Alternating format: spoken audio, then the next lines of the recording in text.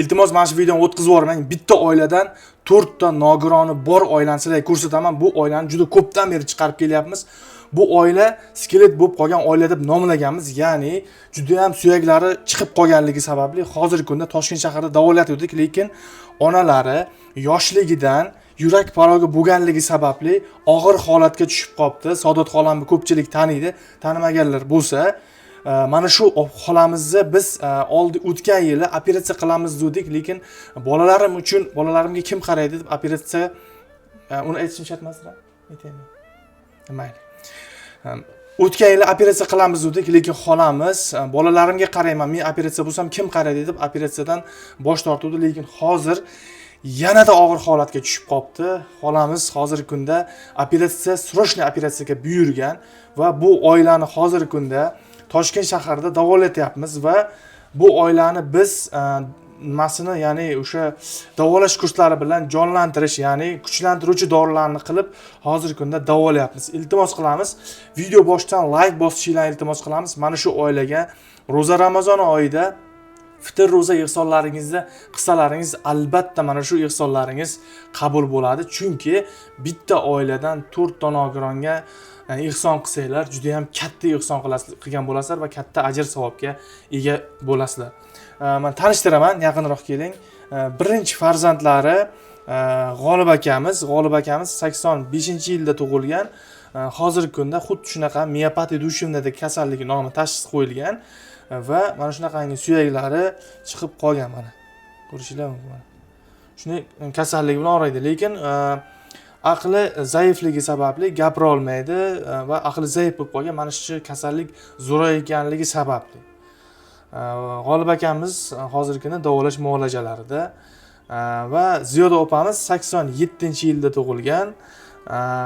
Ziyoda opamizni hozir miyopatiya dushevna kasallik tashxis qo'yilgan, lekin Ziyoda opamiz ham sog'lom bo'lgan, G'olib akamiz ham sog'lom bo'lgan. 12 yoshdan keyin shunaqa kasallik bo'lib qolgan. 12 yoshgacha lekin soppa sog'lom tik oyoqda yurgan bo'lgan. Hozir bu oilada hech qaysi mana shu 4 tala farzand yura olmaydi. Ziyoda opamiz ham yurgan bo'lgan. Ziyoda opa, yaxshimisiz? Assalomu alaykum, Shahzoda, yaxshimisiz? Yurganman, keyin shunday kasallikka duchor qoldi. Xalqimizga salom qo'yasizmi? Assalomu alaykum, yaxshi insonlar. Sizlardan katta rahmat. Shunchalik yordam beryapsizlar, Toshkentga borib davolashimga yordam beryapsizlar. Sizlardan ro'za Ramazon oylar. Sizlardan Xudo rozi bo'lsin sizlarni. Alloh rozi bo'lsin sizlarni. Biza Qashqadaryo doktor yaxshi davolayotdi.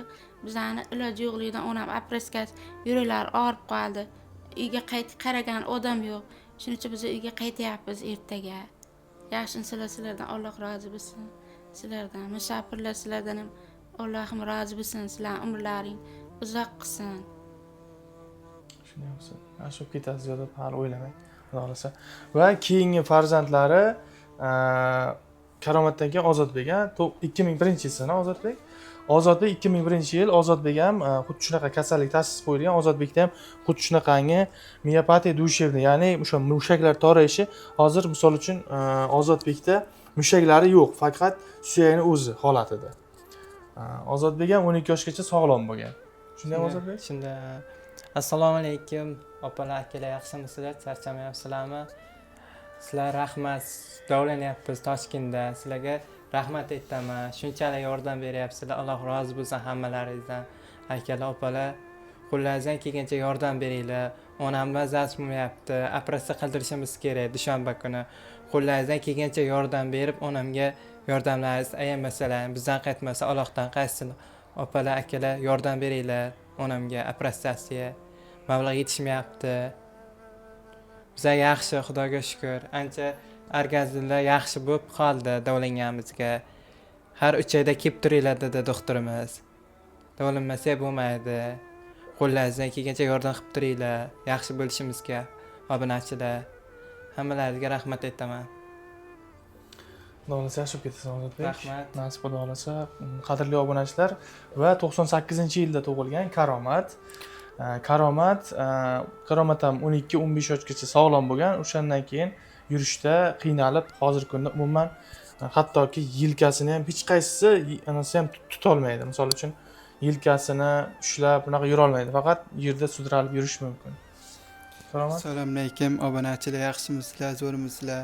Sizlar Alloh qo'llasin, birlaringga men bersin. Opalar, akalar, musafirdagi akalarim, opalarim, sizlar Alloh qo'llasin, birlaringga men bersin. Qo'llaringga kelgancha bizga yordam qilyapsizlar, layklar bosyapsizlar. Sizlar Alloh qo'llasin. Sizlarni obunachilar layklarni bosib videomizga tarqatinglar. Obunachilar, biza yaxshi o'ylanyapmiz. Yordam qildinglar. Sizlar Alloh qo'llasin, obunachilar. Birlaringga men bersin. Biz ham yaxshimiz ancha. Xudo men qilishga obunachilar. Va hozir onalarini aytdim, yurak farogi bo'lganligi sababli o'sha yoshligidan tug'ma bo'lgan. Ahvoli yaxshimisiz? Ahvolingiz yaxshimi? Yaxshi. Ko'pchilik biladi Saodat xolamizni, jannatiy ayol xola. Mana shu xolamiz og'ir ahvolda bo'lib qolgan. Mana shu kasalxonada Ozodbek, ya'ni bu bolalar uchun kelib davolash muolajalari bo'layotgandi, lekin 3 martami 2 marta shu og'ir holatga tushib qolibdi, koma holatiga, va hozir srochniy o'sha operatsiya, ya'ni yurakka stent qo'yadi. O'sha stentni qo'yish kerak deb aytishibdi. O'sha stent qo'yish uchun kardiologiyada 30 million so'mni tashkil qilingan mana shu stent qo'ydirish mablag'i. Xola, yaqin Assalomu alaykum obunachilar. Yaxshimisizlar? Xudo sizlarni Xudo ziyoda qilsin, bizlarga shunchalik yordam qilib turganlaringiz uchun, balalarimni sirtga olib shuncha qarashib turganlaringiz uchun, bizlardan qaytmasa Xudodan qaytsin. Yordam qilganlaringiz uchun, qo'llab turganlaringiz uchun, nima bo'lsa Alloh qo'llasin. Sizlarni qayerda bo'lsa shu to'rtta bachaga qarab turdim. Endi meni ham yurak parraqtida, bu yerda davolanganim uchun yurak qo'zg'alib qoldimi? Shu anavi buyurdi. Doktorlar shu yerda qilasiz dedi. Balalarimni tashlab qilolmayman, endi uyga olib, balalarimni uyga tashlab kelaman nasib bo'lsa. Bolalaringizni Qashqadaryoga tashlab, keyin Toshkentga qaytib kelasizda, keyin operatsiya bo'lasiz. Qachon operatsiya bo'ladi edi? Dushanba kuni. Kelasi dushanba kuni. 8-aprel kuni Qashqadaryo, Toshkent shahrida kardiologiyada bo'ladimi? Kardiologiyada operatsiya bo'lar ekanlar xolamiz. Yuraklari parok bo'lganligi sababli stent qo'ydirmoqchi. 30 million so'mni biz mablag'larni mana shu xolamiz uchun ehson qilishinglarni iltimos qilamiz. Ozodbeklar uchun emas, hozir mana shu xolamizga qaratilgan pul mablag'lari, mana shu summani yig'ib berishimiz kerak. Obunachilar, agar ro'za oyida yordam bersanglar, xolamizga albatta ajr savobga ega bo'lasizlar, xudo xolasa. Mana shu oilani biz ko'pdan beri chiqaryapmiz, uzoq turib. Ko'pdan beri chiqaryapmiz va mana shu oila uchun biz Telegram kanalimizda, ya'ni Telegram gruppa ochganmiz. Mana shu pastda skelet pastga chiziqcha oila deb nom qo'yganmiz. Ya'ni buni noto'g'ri tushunmaysizlar. Chunki nomlaganimiz suyaklari chiqib o'sha paytda YouTube sistemasida mana shu nima qilganimizda, skelet oila deb nomlaganimizda ko'pchilik yaxshi taassurot qoldirib, yaxshi ko'rilganligi uchun mana shu nomni qo'yganmiz va mana shu gruppaga qo'shilib, xohlasanglar o'zlari bilan ko'rishib gaplashsanglar ham bo'ladi. Skelet pastki chiziqcha oila deb yozsanglar, mana shu Telegram gruppasi bor. Telegram gruppasiga kirib, maksimal mana shu oilaga yordam qilib, o'zingizlar gaplashib, mana shu gruppaga odam qo'shib, kontakt qo'shishinglarni iltimos qilamiz sizlardan. Mana shu videoga iltimos qilamiz, like bosib qo'yinglar, iltimos. Like bosib tarqatib qo'ysanglar, xuddi ehson qilib savob olgan bilan barobar hisoblanadi, qadrli obunachilar. Nasib xudo xolasa, mana shu oila uchun duo qilib qo'yinglar, yaxshi bo'lib ketsin. Xolam uchun duo qilib qo'yinglar, yaxshi bo'lib ketsin. Nasib mana shu oilani yaxshi qilamiz. Sizlar bilan birgalikda duoda bo'lib turingizlar. Juda ham katta duo ahamiyatga ega. Qadrli obunachilar.